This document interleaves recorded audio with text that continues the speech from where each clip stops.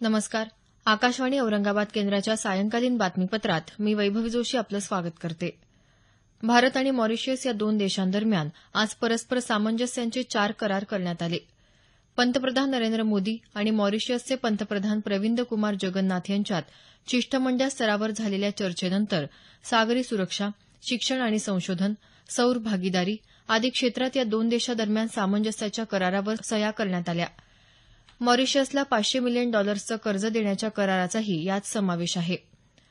तत्पूर्वी भारत दौऱ्यावर आलेले मॉरिशसचे पंतप्रधान प्रविंद कुमार जगन्नाथ यांचं पंतप्रधान नरेंद्र मोदी यांनी राष्ट्रपती भवनात समारंभपूर्वक स्वागत केलं. त्यानंतर जगन्नाथ यांनी अर्थमंत्री अरुण जेटली आणि परराष्ट्र व्यवहार मंत्री सुषमा स्वराज यांची भेट घेतली. जम्मू काश्मीरमध्ये पुलवामा जिल्ह्यातल्या त्राल भागात सुरक्षा पथकांबरोबर झालेल्या चकमकीत हिजबुल मुजाहिद्दीनचा कमांडर सबजार अहमद ठार झाल्यानंतर काश्मीर खोऱ्याच्या अनेक भागात बंद पाळण्यात येत आहे. अनंतनाग इथं हिंसक आंदोलनादरम्यान एक जण जखमी झाला आहे. सबजार अहमद हा बुरहान वानीचा सहकारी होता. तो ठार झाल्याचं कळताच त्राल आणि अनंतनाग मधल्या खानाबालसह अनेक ठिकाणी दगडफेकीच्या घटना घडल्या आहेत. काश्मीर खोऱ्यात पुन्हा तणावाचं वातावरण निर्माण झालं आहे. काश्मीरमध्ये मोबाईल इंटरनेट सेवाही बंद करण्यात आली आहे. आज सकाळच्या सुमारास सुरक्षा दलाच्या जवानांनी अहमद आणि त्याच्या एका साथीदारास ठार केलं. श्रीलंकेत पूर आणि भूस्खलनात 100 जणांचा मृत्यू झाला आहे. या नैसर्गिक आपत्तीमुळे 14 जिल्ह्यातलं जनजीवन विस्कळीत झालं असून बचाव कार्य सुरू आहे.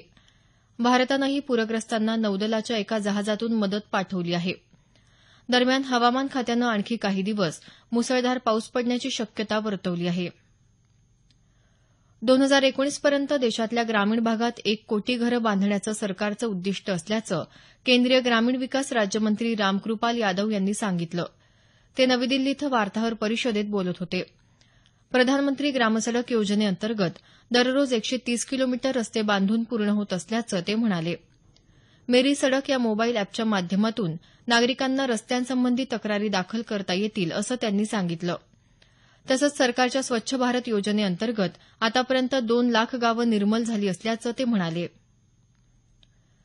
निवडणूक लढवणाऱ्या उमेदवारांना आता स्वतःच्या उत्पन्नाच्या स्रोताबरोबर जोडीदाराच्या उत्पन्नाचा स्रोतही उमेदवारी अर्ज भरताना जाहीर करावा लागणार आहे.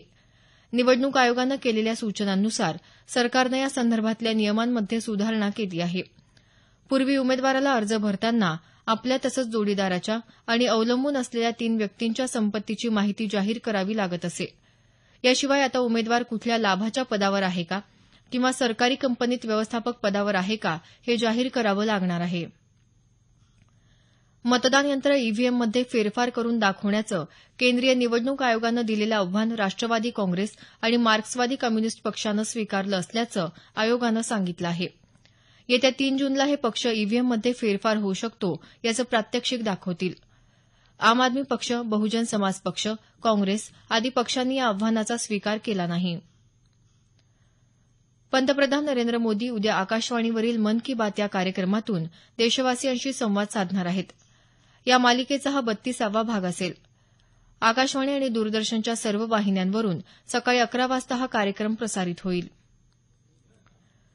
केंद्रीय माध्यमिक परीक्षा मंडळ सीबीएसईच्या 12वी परीक्षेचा निकाल उद्या जाहीर होणार आहे.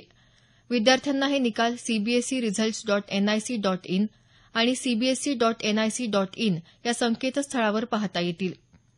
दरम्यान माध्यमिक आणि उच्च माध्यमिक शिक्षण मंडळामार्फत घेण्यात आलेल्या 12वी परीक्षेच्या निकालाची तारीख येत्या सोमवारी जाहीर होणार आहे. औरंगाबाद नजीक असलेलं दाभरूळ हे गाव विभागीय आयुक्त डॉ. पुरुषोत्तम भापकर यांनी दत्तक घेऊन आज त्या ठिकाणी श्रमदान केलं आणि गावकऱ्यांच्या समस्या जाणून घेतल्या.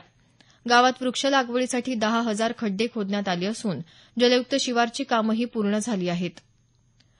याबरोबरच हे बातमीपत्र संपलं. आमचं यानंतरचं बातमीपत्र उद्या सकाळी 6:50 मिनिटांनी.